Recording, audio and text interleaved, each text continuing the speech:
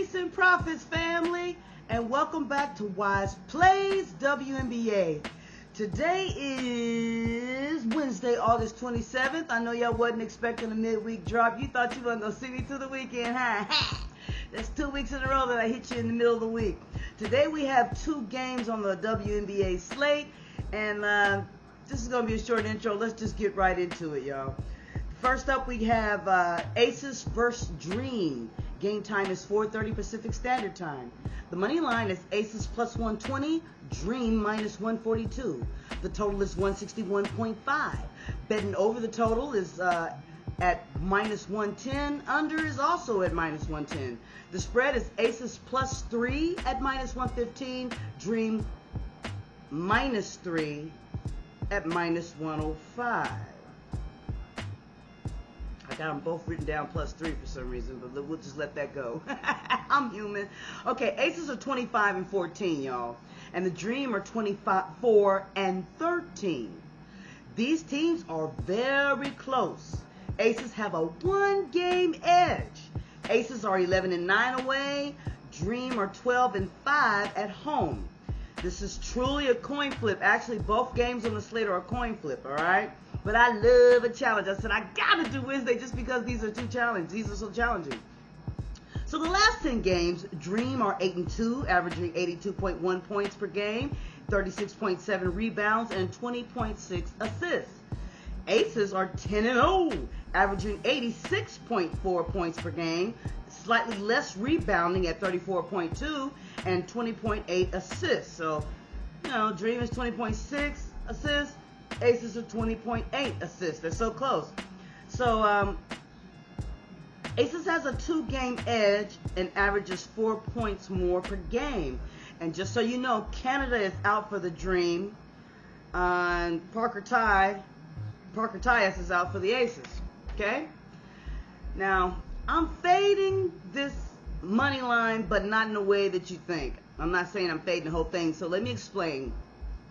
I'm fading the big analysts.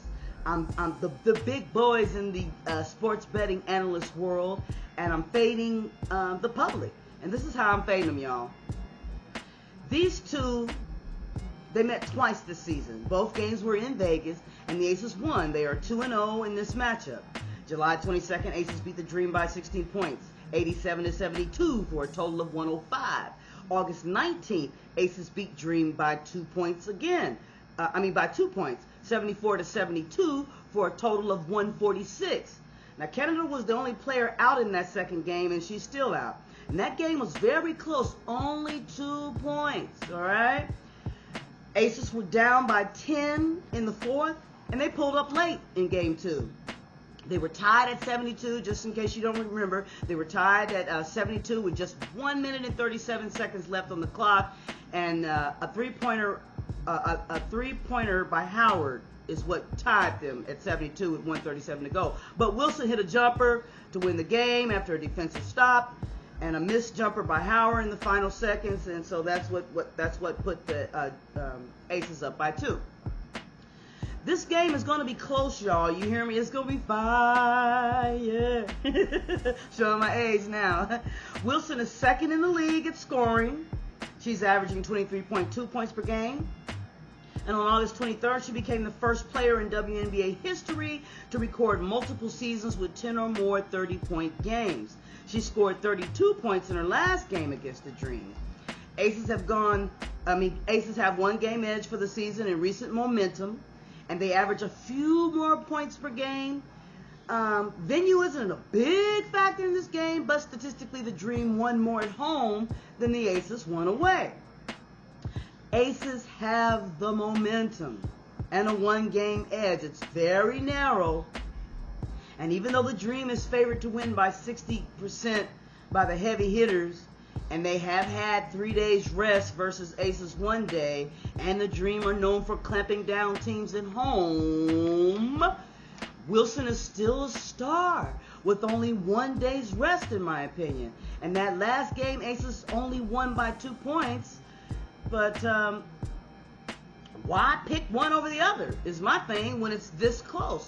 So I recommend that you hedge it. This is a perfect game for hedging. And if you don't know what hedging is, please visit my Bettin 101 playlist and look up a video called The Hedge.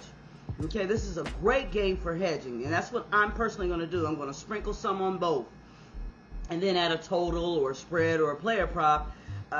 And also I recommend that you shop for value across sports books and fade the analysts in public who say the Dream are going to win. This is a coin flip. I ain't going to tell you not to. I'm just going to say I don't bet my bankrolls on a coin flip. I'd rather hedge it. So, because of the momentum of the aces and Wilson's star power, why risk it when you can hedge it? You ain't got to play either way. You ain't got to pick one over the other every time you bet. Sometimes you can hedge it. I think that's the sharp money bet to do. The sharp money thing to do, rather, is to sprinkle some on both. That way you win either way. Now the total, 161.5.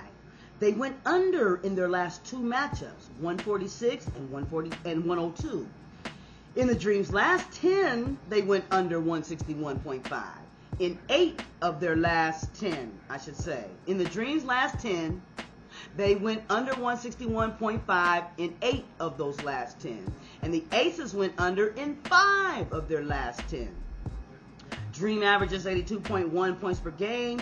Added with the Aces 86.4 points per game, we reach 168, which is over.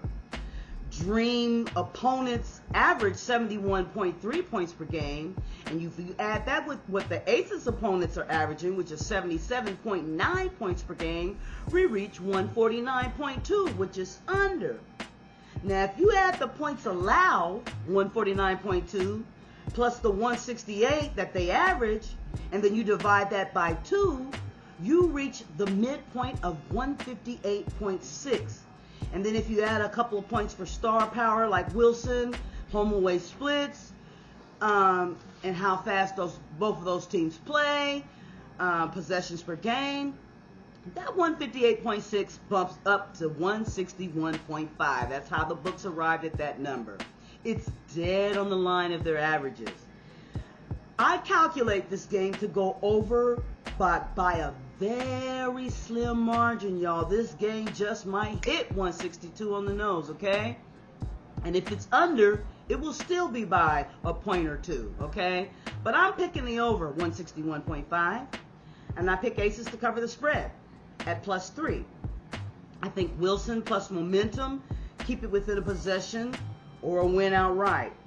Okay? And I know everybody else is saying the Dream, ESPN, you name it. Everybody's saying the Dream is going to win. But I'm not so convinced. I think it could go either way. I don't understand why the Dream is 60%. Really, I know they hard at home, but if I had to pick either or, which I don't, I can hedge and win either way. But if I had to pick just one, I'd rather pick the Aces. But I don't have to. I can hedge it and win either way.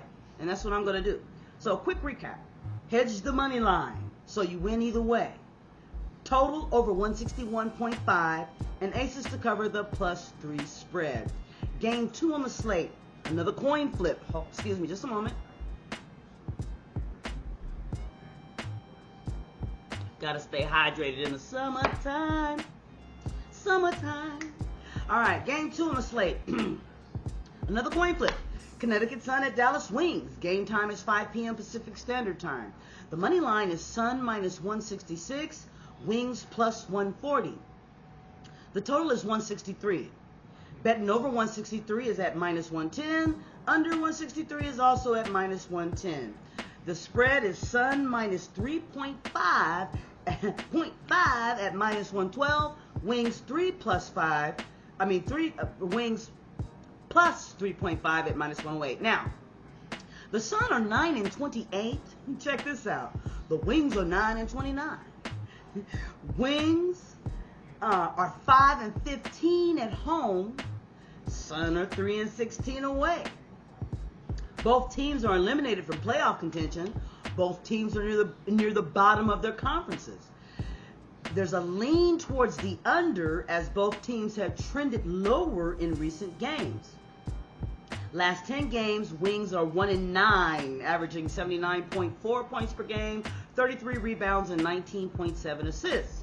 Sun are better. They're 4-6 in their last 10. They're averaging 78.4 points per game, which is one less than the Wings, 32.1 rebounds, and 19.5 assists. Very close in rebounds and assists.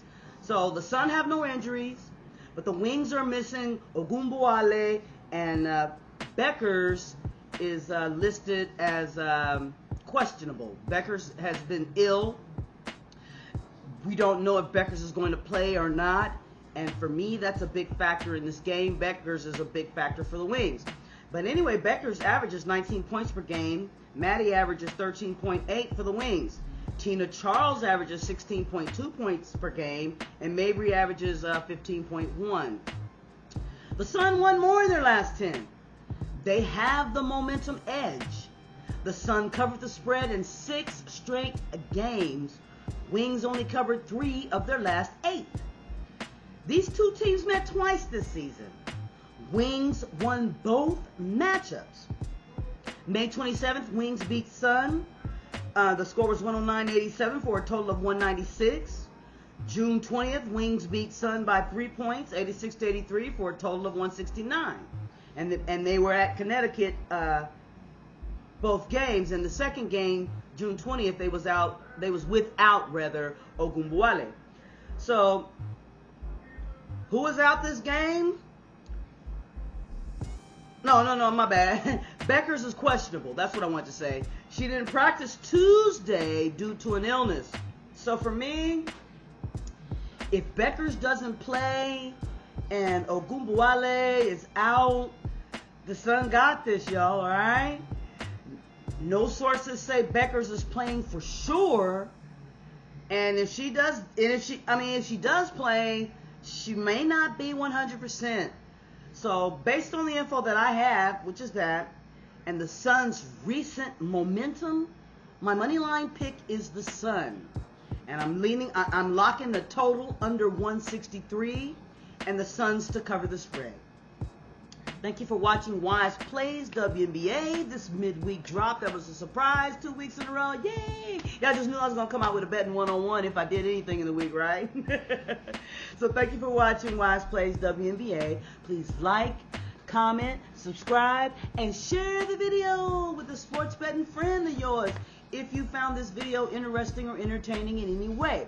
And remember, bet wise and never, ever bet more than you can afford to lose, all right? Don't forget to subscribe to Wize Sports Bet Insurance channel for Major League Baseball picks and other content not seen here. And yeah, see you on the next one. And good luck to you on all your open bets.